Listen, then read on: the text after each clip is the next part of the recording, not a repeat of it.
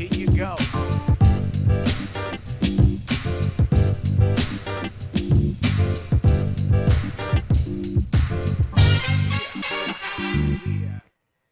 Dramatically.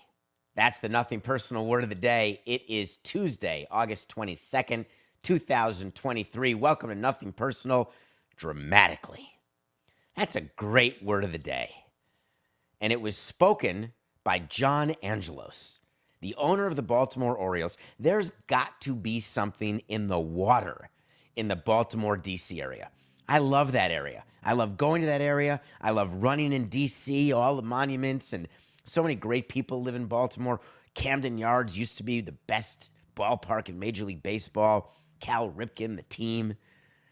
John Angelos has really done a mitzvah for me, and Nothing Personal, because once Danny Boy sold the Commanders, I was worried.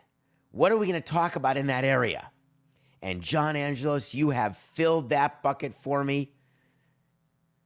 Yesterday, he did something that will have implications for the next 3 years. That's how serious it is when John Angelos said, while answering a question, that in order to keep his team together, he is going to have to raise ticket prices dramatically. Let me give you some background into the Baltimore Orioles and their team this year, and people saying that they're ahead of schedule to be the best team in the American League. They have a great young core. They're good at everything, great at nothing, bad at nothing. The Tampa Bay Rays have been beset with injuries and other issues. The Yankees and Red Sox, and the Blue Jays have not performed to the level that we thought they would. And so the Orioles have taken advantage and have the best record in the American League with a bunch of players who you may not have heard of, but you should. From Gunnar Henderson, and we talked about his cycle, the great catcher, one of the best catchers in baseball. And here's the thing about the Orioles players. When you rebuild, which the Orioles did, they went through all those years of 100-loss seasons. Do they know what they're doing? They hired the GM, Mike Elias, and guess what? Their rebuild is working. When you rebuild a team and you really do it, and you get commitment from ownership to really do it, you're going to have those painful years. The Cubs went through it. The Astros went through it. The Orioles are going through it. You really need to go through it, and sometimes you come out on the other side, and sometimes you're the Philadelphia 76ers, and you never come out on the other side. Or the Kansas City Royals. You never come out on the other side. This year, all of these young players are performing collectively well enough to actually be a team. Nothing but positive. No distractions except off the field. The off-the-field distractions are all self-inflicted. I differentiate between those distractions because some distractions, there's nothing you can do. Sometimes your players do things you can't control. The Tampa Bay Rays cannot control the Tommy Johns. Believe it or not, they can't control the Wander Franco distraction. Self-inflicted distractions are things that owners or presidents do that cause attention to be taken off the field instead of on the field when you're doing something that you don't need to be doing, but you're doing it for a reason that defies logic. The Baltimore Orioles have a lease that expires at Orioles Park at Camden Yards. They've got to get something done by the end of December. The Rays still have a couple of years. The A's still have till past January to figure out their revenue sharing, and they still have a couple of years left at the Coliseum. The Orioles have got to get their situation figured out by the end of December. That's soon, I grant you. The Orioles have been fighting with the Nationals over their TV network Masson and what rights fees the Nationals need and deserve to get paid. It's been in and out of courts for years. The Angelos family suing each other because their dad, Peter Angelos, is no longer able to communicate or function. And the two sons and the mother could not get their act together. All of these things have taken place and have caused all of these off the field articles, distractions. When that's happening and your team is losing a hundo, I like it. Let's focus on the fact that we're dysfunctional. Let's focus on the fact that we're litigious. God knows we made all our money as a family by being asbestos attorneys.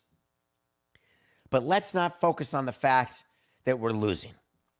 But the minute you start winning, and you can feel when that's coming because you start winning, that's when a good team president or a good owner cuts off every unneeded distraction. John Angelos has proven unable to do that. First, the Kevin Brown distraction. It just happened. Suspended their broadcaster for 2 weeks for nothing. Why? John Angelos, after that,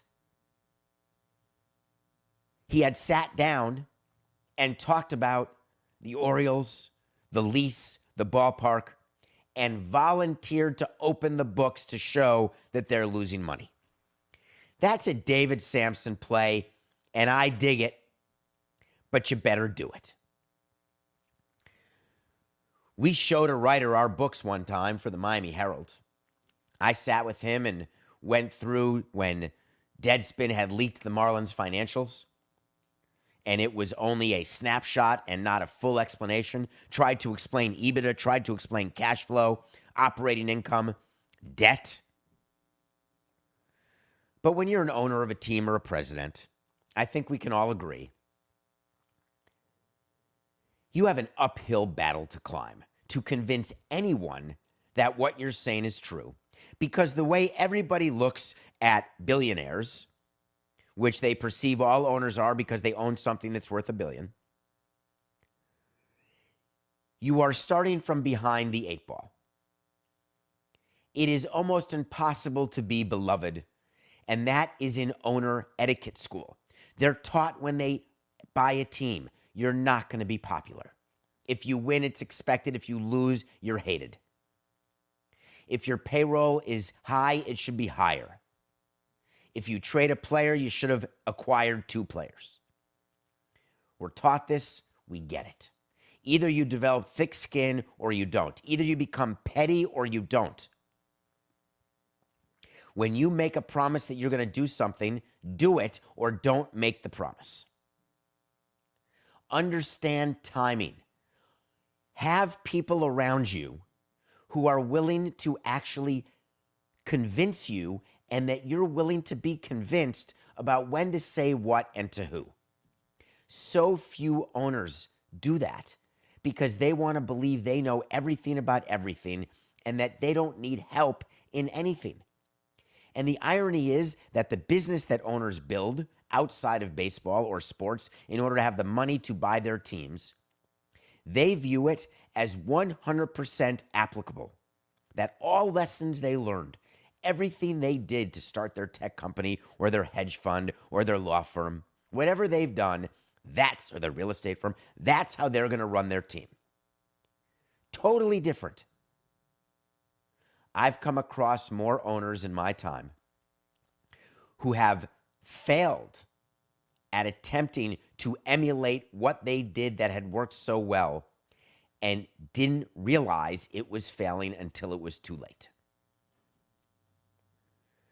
John Angelos gave an interview yesterday where he wanted all of you to know, I really love that you're enjoying this dinner. It's really good food, but you'll never eat like this again. Here comes your main course. Why? Can you imagine the idiocy of telling your fans that we're going to get rid of our players?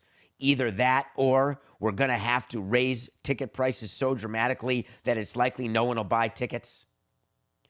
Who would ever do such a thing? And then I started thinking, John Angelos is channeling the late Wayne Huizenga. Wayne Huizenga in 1997 owned the then Florida Marlins. He put a team together and he thought that team could win the World Series. Jim Leland was the manager. Bobby Bonilla, the famous deferred comp Met. Gary Sheffield, Jeff Conine, Kevin Brown, Livan Hernandez. During that season, Wayne Huizenga was trying to get a new ballpark for the Florida Marlins. Wayne Huizenga wanted a ballpark next to Dolphin Stadium, which at the time was called Pro Player Stadium. He wanted to build a amusement entertainment area. And he went public, and you can go back and look, it's now 26 years ago, and said, if I do not get public money to build a stadium, I am going to trade all these players. Have a good season. Meanwhile, the Marlins continued to win. They won the World Series. And no sooner did they win the World Series that they had a fire sale. That playbook was put behind glass and was told to all other owners who came after Wayne Huizenga, don't do that. John Henry came into Florida and said, if I can't get public financing to build a ballpark, Wayne couldn't get it, traded all the players, sold the team. John Henry said, if I don't get a ballpark publicly financed, I'll build it myself. That didn't work. That plan was put behind glass and told to all owners, do not do that. No one's done it since. John Angelos looked at the Wayne Huizenga playbook. And you know what, Coca, give me a 2-minute side here. I don't need to do this after this many years. It's been 20 years, but I'm going to because, hey, it's our show, and I got the microphone. After I was a part of a World Series winning team in 2003, we traded Derek Lee, and we didn't re-sign Pudge Rodriguez. That was not a fire sale. We thought we could repeat in 04, and then we loaded and tried to repeat again in 05. Only after 2 failed years did we reset and have the team that we had in 06 with the best rookie rotation in history. But the playbook, the threatening playbook, that's behind glass. John Angelos took a hammer to that glass and gave the interview yesterday. And people are understandably upset, as they should be. Why is it that he felt this was the time to say to his fans, enjoy this team, but understand that we're a small market? He actually used the words. The hardest thing to do in sports is to be a small market team in baseball and be competitive. Tampa, hold my shorts. Because everything is stacked against you. Everything. It's not going to be like it was career Orioles like Brooks Robinson, Jim Palmer, and Cal Ripken Jr. Here's a little nugget for all owners giving talking points. No one expects there to be Robin Yountz or Derek Jeters. Those days are over. It is very rare for a player to spend his entire career on one team. Does it happen? Yes. It's the exception, not the rule. It used to be in the early 2000s that we could say that we could say, hey, times are changing.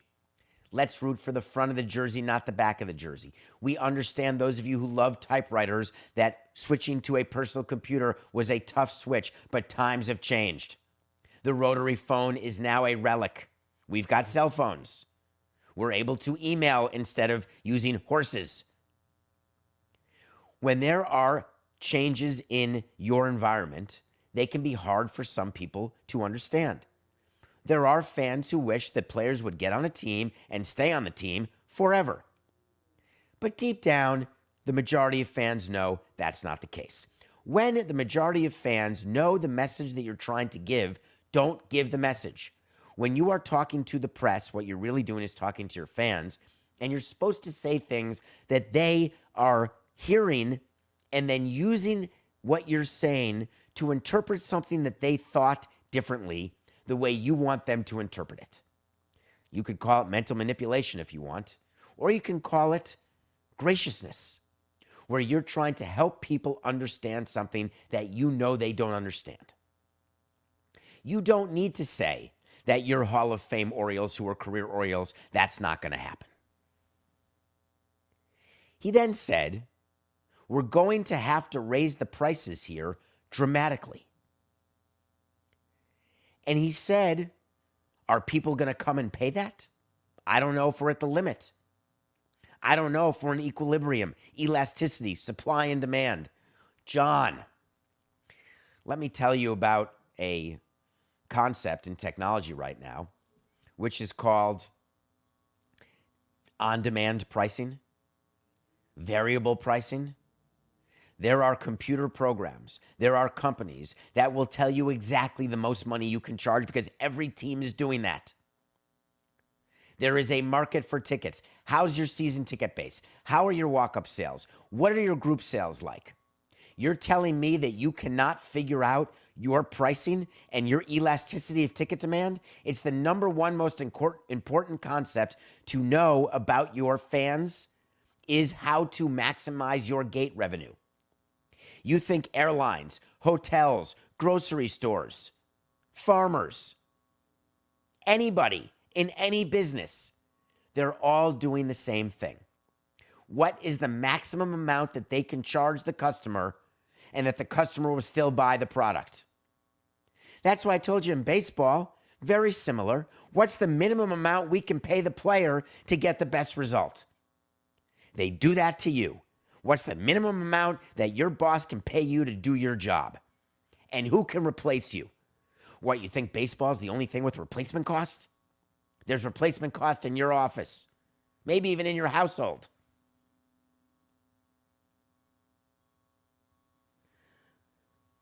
Why? The core of the Orioles, they're in arbitration. They're just starting. They're great back of the bullpen. If you don't watch them, you should. Cano and Batista. Shut down bullpen. You don't have a lead going into the eighth, and this is how you win a World Series. You're likely not to win the game.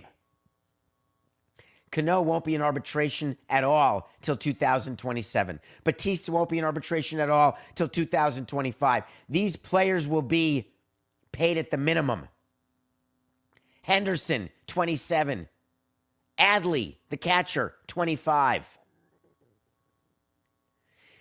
This is their window to win. When you're in a window to win with players who are going to start getting paid more once they get into arbitration, you don't need to have the conversation with your fan base about letting them know that not all the players are going to be around.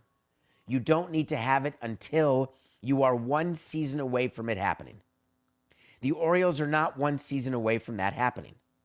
The reason why John Angelos was crying poor yesterday is that he thought that was the best way for the public to agree to give him more money for the renovations. Absurd. When you are negotiating with the public, you posture like I did. You threaten relocation. You've seen the Brewers doing it, the Diamondbacks. Now the White Sox have stood up and said, hey, we got to figure out what we're going to do. Maybe Nashville's going to be the place, but we need a new building. Of course they do. But when your team is as good as the Orioles, the White Sox stink. The Orioles don't. When's the last time you heard the Tampa Bay Rays talk about their stadium situation? They're in the middle of a great season. Absolutely staggering. I'll tell you what's dramatic. The idiocy. Speaking of idiocy, I think we're making progress, Coco, with nothing personal. Because the number of media outlets and the number of listeners who reached out after the Oakland A's released a press release yesterday about hiring a contractor was amazing. I can't believe all the articles who got it wrong, so I want to just help you right now, top line. The Oakland A's have chosen a general contractor to be in charge of building a ballpark in Nevada. There is no company named Mortensen McCarthy. The Reuters article is incorrect.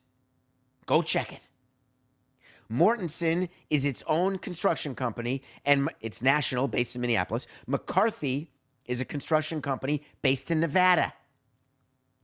What you do is you form a joint venture.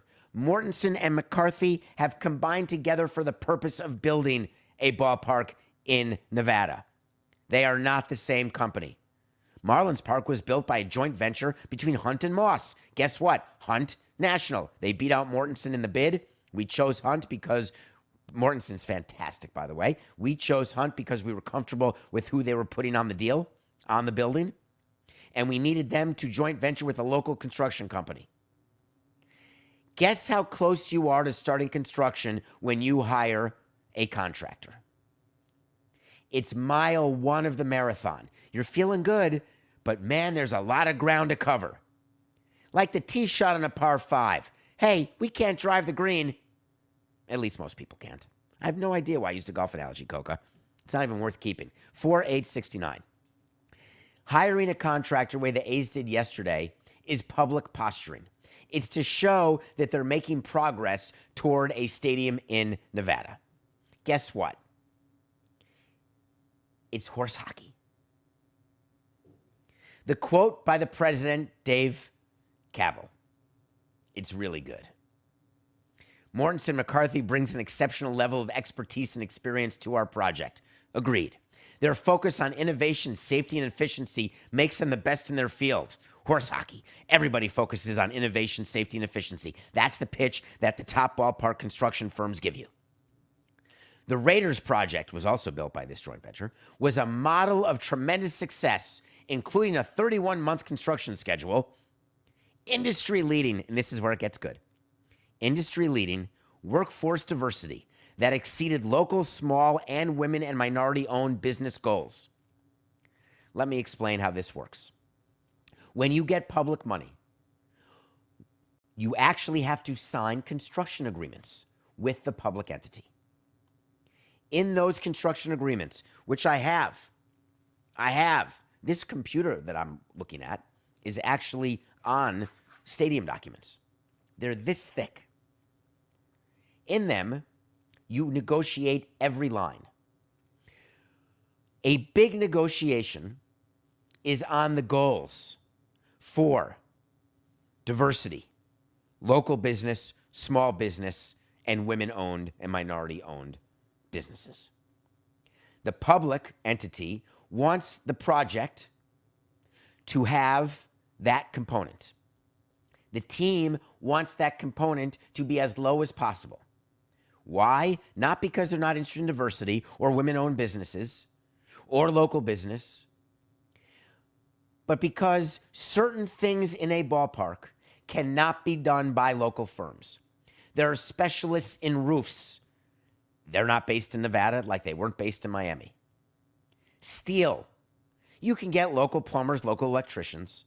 You can even get local concrete. Steel, not local. Business furniture, maybe local.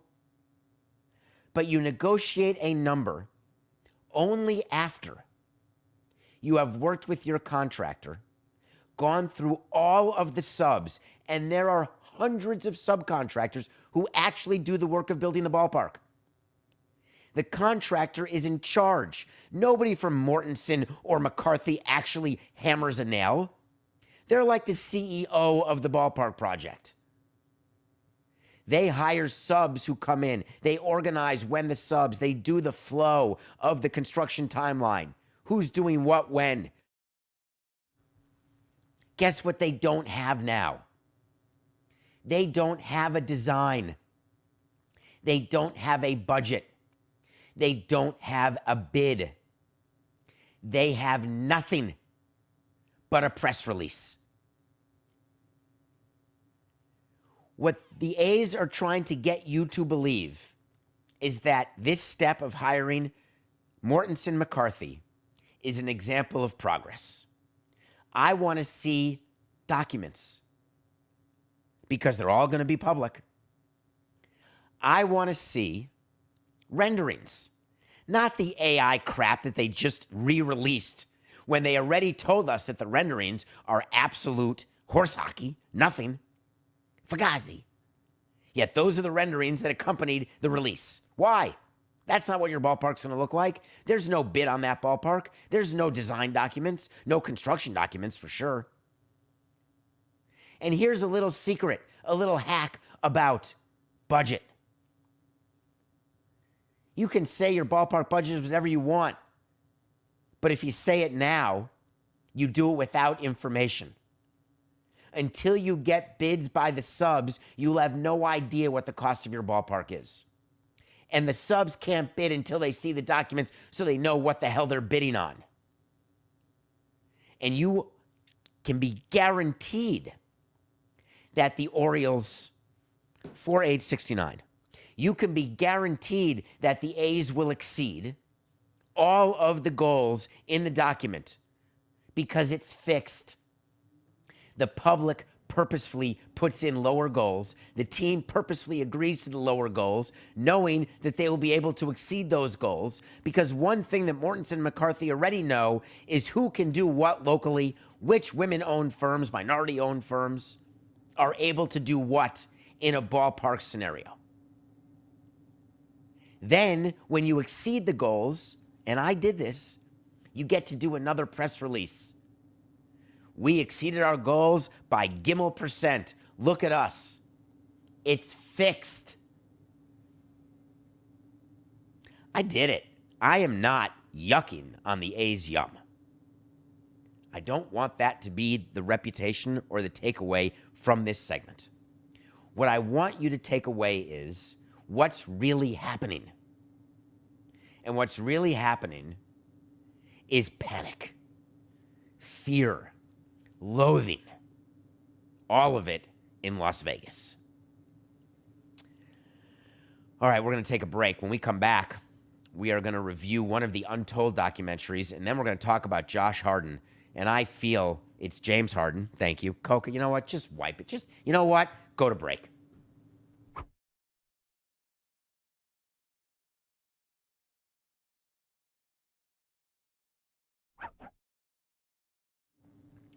Hey, everybody.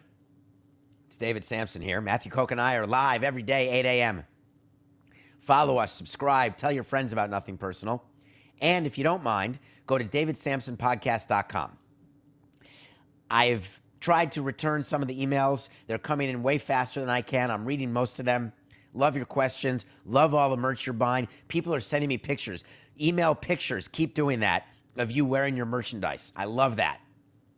It is really cool. Coca told me that we are merely 2 weeks away from our first unveil of something really cool, which means there's going to be a winner of that contest because one of you did guess what the next release is going to be, and you're going to be happy. And you're going to buy it. It's going to be a great fall gift. Someone told me yesterday, Coca, that we have to do these big promotions and coupons around Black Friday, that retail stores, online stores, and merch stores like this for Nothing Personal do 70% of their sales around Black Friday. I don't know. We're doing so great. I guess we'll keep going. Okay. Untold, a documentary series on Netflix, and I've enjoyed it. We've reviewed a bunch of them. I watched the Jake Paul Problem Child Untold documentary the other day. I didn't know much about Jake Paul. I've seen the boxing and what he's done. Didn't really remember that he was a YouTube guy. I knew that he and his brother Logan was the guy who did the new Valley Girl, and it would be nothing like the Nicolas Cage, Deborah Foreman, Valley Girl. I think the cat's got my tongue today, Matt, and we're live. Me, la, la. Doing mouth exercises. Ready? Up, down, side, left, right. Here we go. Dramatically. Nothing Personal word of the day. Today is hold on. Jake Paul. Thank you, Coca. He's quite an entrepreneur. What I learned in the documentary and why it's worth watching is that every time we think that someone's crazy, they're crazy like a fox. Jake Paul is playing social media chess, and the rest of us are playing checkers.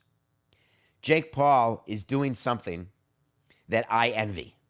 He found a way to get millions and millions of people interested in what he's doing, however asinine it may be. He has found a way to make a boxing career out of nothing. He's not a trained boxer, yet now he is fighting professionally and competing professionally. Is it all an act? Is it all fixed? We don't care. We love the drama of it. We love the vibrancy of his character. He is a character. We have no idea after this documentary what Jake Paul is like when the red light is not on. And you know what? I don't want to know. I don't care. Because when the red light is on, I'm entertained. Jake Paul Problem Child. I think you should see it. James Harden is definitely going to watch all these documentaries. He's got nothing but time. Time is on his side. We did a segment last week, James Harden. Darryl Morey's a liar. Double down. I will never play for that organization again. Triple down. Can this relationship be repaired? Absolutely not. Darryl Morey has stayed the course. We're trying to be a championship contender. We're going to do what's in the best interest of the Philadelphia 76ers. Trust our process. There ain't no process going on in Philadelphia right now. Josh Harris, owner of the Commanders, taking over for Danny Boy, was on Monday Night Football last night, watching his Commanders beat the Ravens, who lost for the first time in preseason since 1969. Way to go, Commanders. It's exciting. Josh Harris was, of course, asked about the Harden situation. And he didn't address the most interesting part, which is the NBA's investigation. Adam Silver and the NBA have initiated an investigation into the Philadelphia 76ers and James Harden and whether any violations of the collective bargaining agreement have taken place.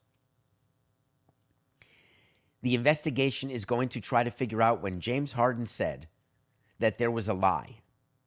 The question is, what was the lie? Did the Sixers promise him a deal? Not allowed. Was there any sort of conversation with Harden that was inappropriate and untimely? The 76ers and Harden have gotten together and agreed what their story is going to be. And their story is a simple one. Their story is that what James Harden was talking about was the lie that if he opted in to his player deal, his player option, that he would be traded. And now he has not been traded.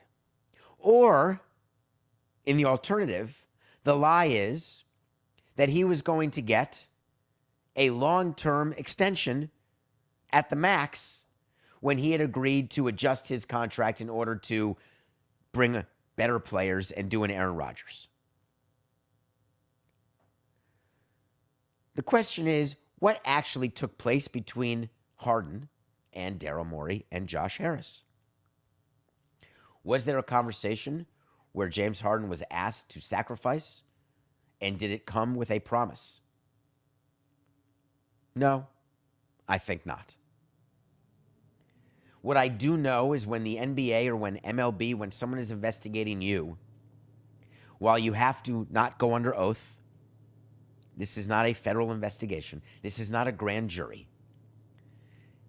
Management and the player will actually get together and make sure their story is straight.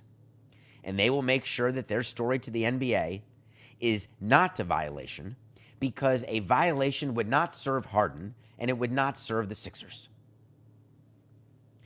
And I'm not talking about some of the tampering stuff that goes on, where draft picks are lost, where the Mavericks or the Knicks get in trouble for tampering, whatever the case may be. That's different. This is a situation where you want to make sure that you're on the same page, because the player is not signed with the team, not happy with the team.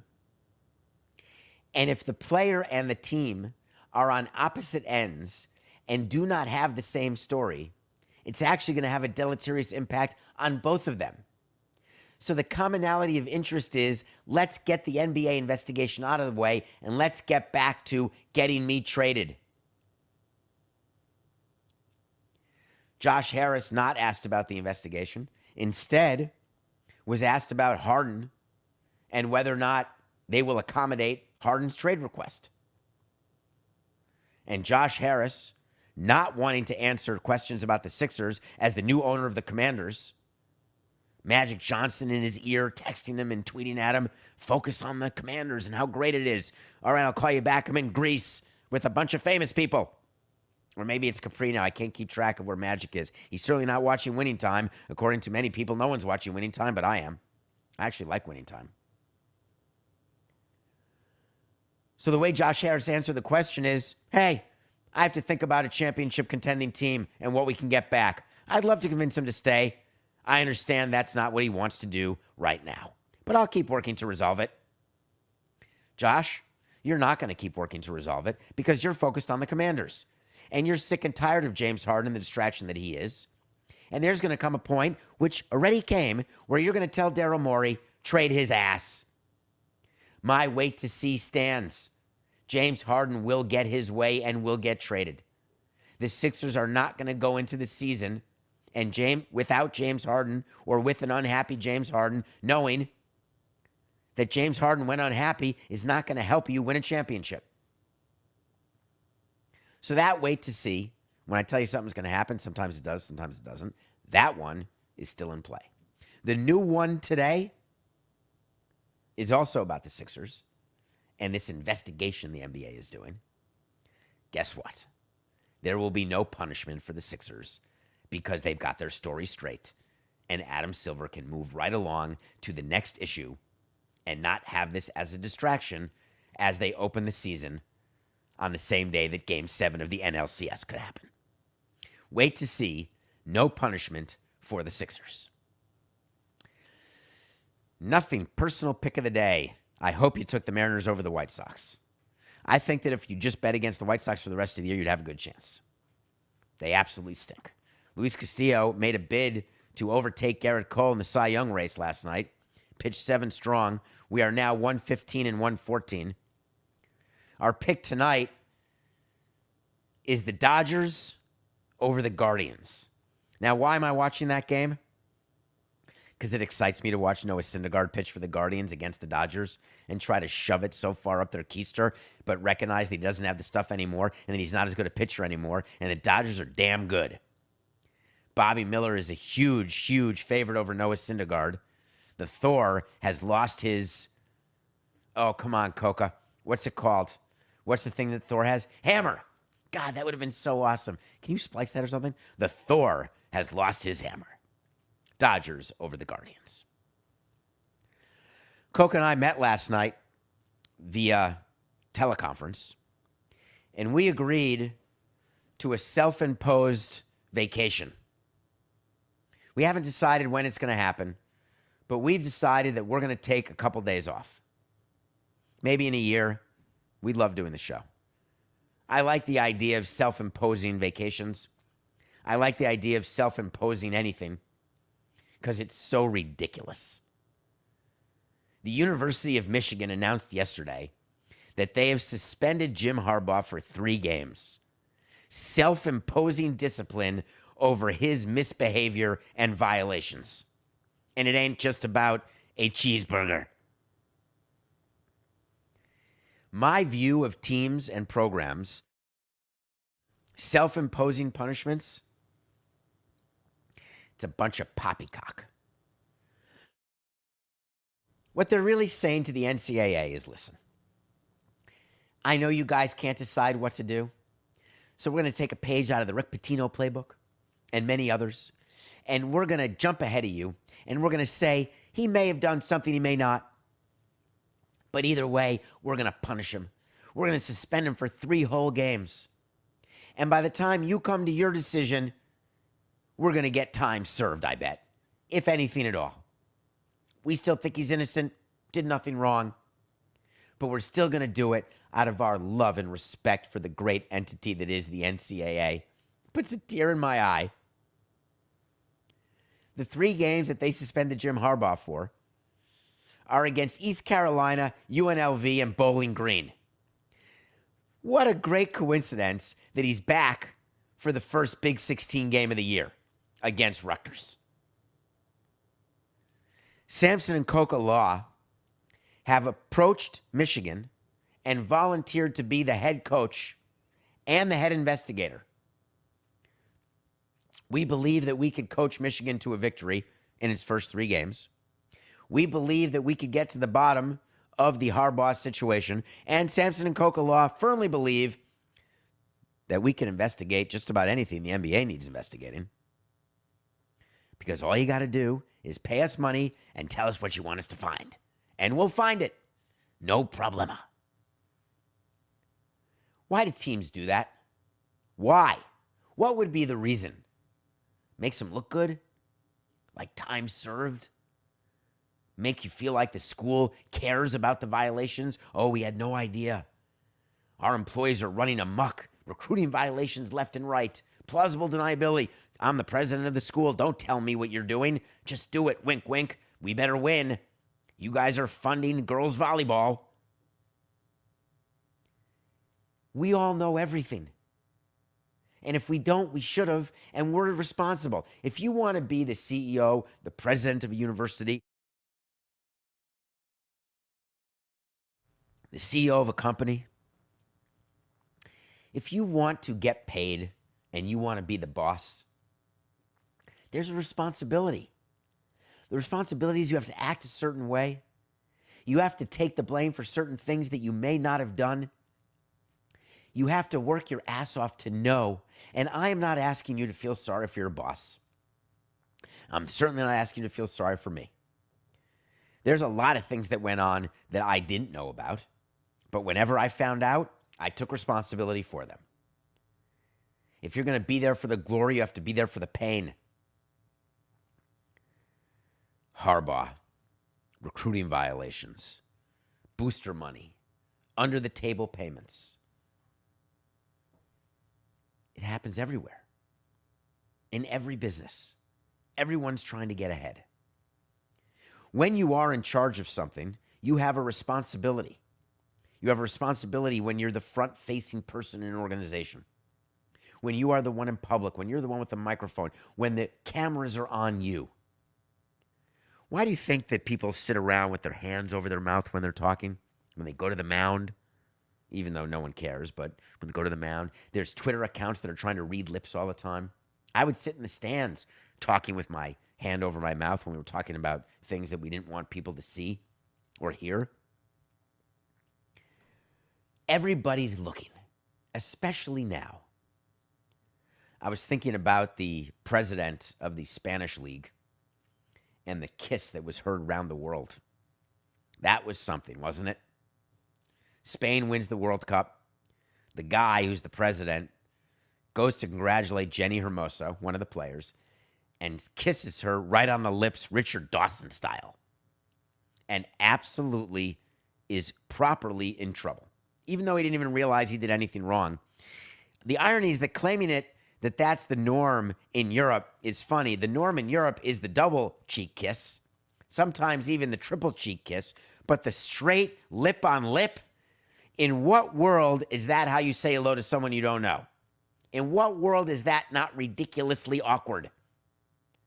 Now, after a date, you have to coordinate. You have to plan. Do you go cheek? Do you go cheek with a little corner of the lip? Do you go closed lip to closed lip? Do you open your mouth a little? Maybe a little tongue? Do you have permission? Do you talk about it first? But when you're in the business world, it's a handshake. And maybe, if that is the custom, you can do a cheek kiss. Or it can be cheek to cheek. But lip to lip? So now, it became such a thing he had to apologize. He admitted that he made a mistake.